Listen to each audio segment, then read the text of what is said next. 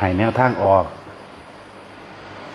ถือว่าให้กำลังใจหรือให้ข้อคิดให้นัยยะทางออกหลายคนที่เคยมีความเชื่อถือเรื่องผีสางนางไม้เทวดาการบนบานศาลกล่าวไปแก่บนแก่บะจังสันจังสี่ที่เคยมีคิดมาแล้วนั่นนะ ว่าหลายคนว่าถ้าบ่ไปบนถ้าบ่ไปแก่สิเป็นหยังบ่อันว่าบ่เป็นมันขึ้นอยู่กับเฮาเป็นผู้คิดดึงมันเข้ามาเองเด้อคนที่เคยไปบนบานบางหันบนบางนี้บนบางนั้นไว้นั่นน่ะความจริงมันก็บ่ได้ตามบนแล้วก็ถ้าบ่ไปแก้บนเป็นหยังบ่ก็บ่เป็นอีกให้มั่นใจในคำว่าให้มั่นใจในธรรมโลดนะเอาธรรมเป็นใหญ่เอาพุทธเจ้าเป็นใหญ่เลยพึ่งตนเองตนคือสงฆ์อยากบอกเอาตัวของเองนี่แหละบ่เป็นดอกก็ต้องไปหาแก้ถ้าบางใดมันเข็ดมันขวางบอกมาหาหลวงพ่อนี่กินตับมันเนาะบ่เห็นบ่ยังไปกาต้มกินอันงูสิงใหญ่อยู่อันพระธาตุพนมอยู่กับตาสินเขาลอกหนังไว้ยังดีแล้วโอ้ขาวจั่วเฮาเอาไปส่วนนะตาสินว่ะรู้สิคิดยานสมมุติอันก็เลยคิดยานอยู่บ่ไปก็คอยสิยานหยังก็บ่พายานไปยานหยังนั่นแหละไปจ้าต้มกินอยู่กระหม่องมันกักๆบ่เห็นบ่โอ้ตัวนี้ลอกหนังแล้วตัวนี้หันหลอกว่ะยังสั่นเลยคนไปคิดให้มันจริงๆเป็นจังซื่อทุกคนนั่นน่ะปรารถนาความสุขความสมหวังในความอยากได้อยากดีอยากมีอยากเป็นได้ไปหาพึ่งอย่างอื่นไปเอาอย่างอื่นมาปกป้องคุ้มครองเจ้าของไปคิดว่าเอาพญานาคมาปกป้องคุ้มครองเจ้าของเอาเวสสุวรรณมาปกป้องคุ้มครองเจ้าของถือเอาเบิดนั่นแหละแล้วก็ท่านสร้างม้าแขวเสือแขวหมาในมีเบิดเด้แขวหมูตันนั่นสิเนี่ยล้วนแล้วจะเป็นความที่พวกเข้าไปคิดเอาเองว่ามันสิปกป้องคุ้มครองเข้าได้คิดเอาเองว่ามันสิเสกเงินทองลาภยศสรรเสริญความสุขให้เจ้าของได้เด้ บัดนี้แม้กระทั่งการไปสะเดาะเคราะห์จังสิคิดว่าสะเดาะแล้วตามความเห็นเราสิมันความจริงมันว่าเป็นเด้หรือว่าไปหาบนมังหันไว้บนมังนีไว้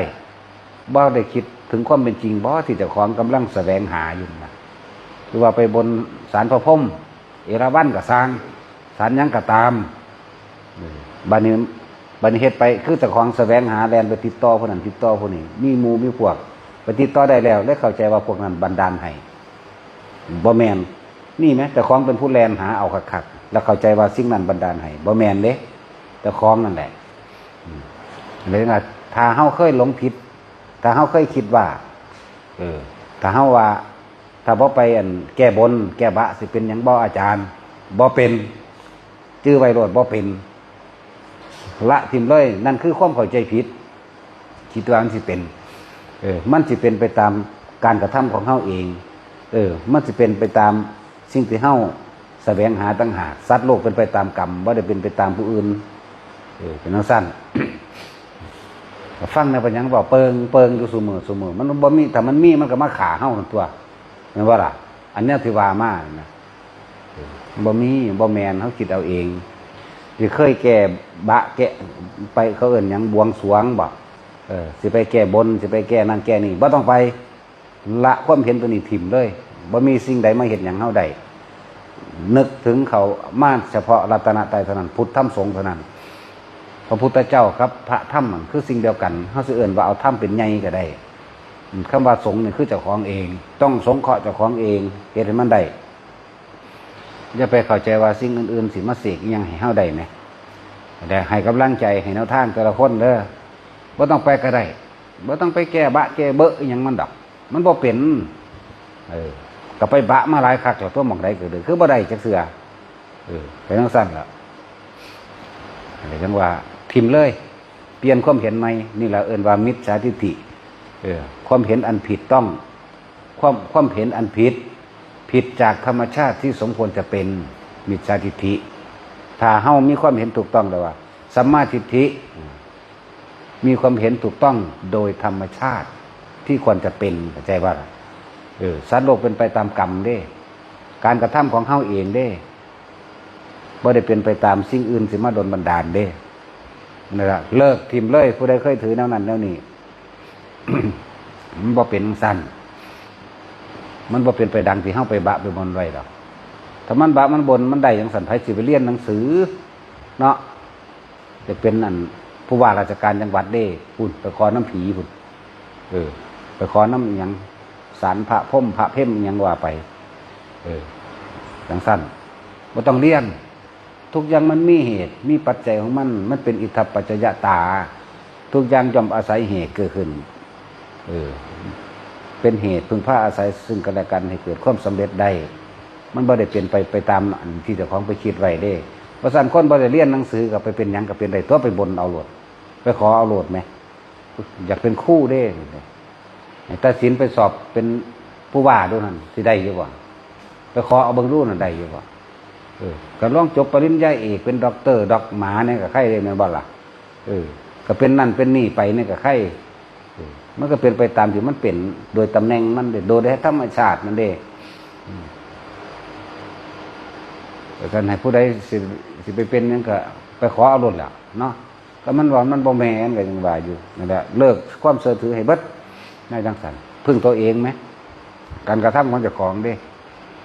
อยากได้เข่าก็เฮ็ดหน้าเอาเองเด้ขนาดเฮ็ดหน้าก็ยังไปหาแนวสันมาสั่น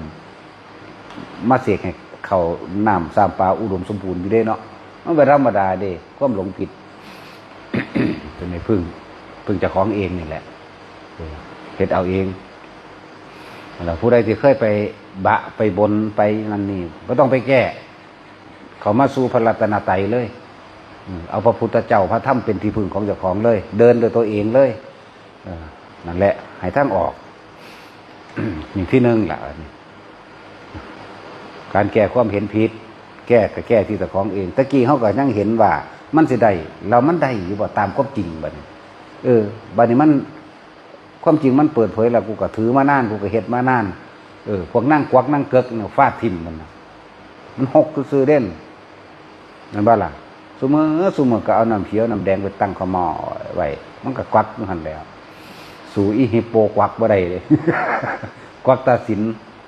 แงบมาโหลดรายการโหลดแต่บ่มาว่าด้วยฟ้าเมื่อฝากกับหูเราหูหนวกก่อนเนี่ยเราเลยมาเรื่องสั้น